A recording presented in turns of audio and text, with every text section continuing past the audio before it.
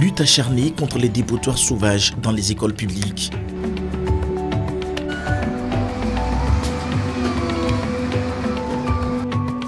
Nous sommes quelque part dans la cour d'une école publique en pleine capitale.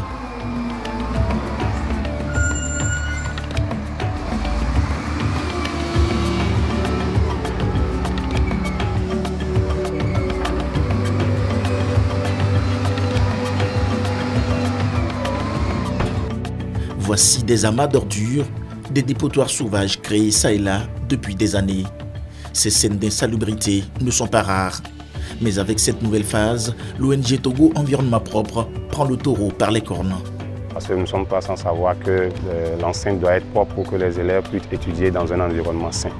Donc l'ONG, sur la houlette du ministère, a initié ce projet, ou bien cette activité ce matin, pour pouvoir enlever les ordures et aussi sensibiliser les riverains à pouvoir s'abonner aux entreprises de pré-collecte pour que dorénavant l'enceinte soit propre pour les élèves. C'est la nouvelle mission que s'est fixée l'ONG TEP, Togo Environnement Propre, dans le cadre de sa campagne de salubrité publique, soutenue par le ministère des Enseignements primaires et secondaires pour dégager ces amas de déchets en pleine cour d'école.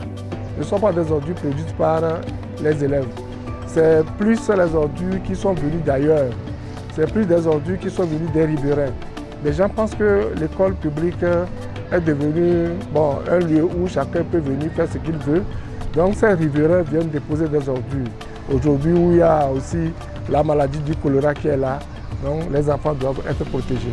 Aux mairies de reprendre la relève afin que chaque fois que ces écoles soient débarrassées des ordures produites par les élèves.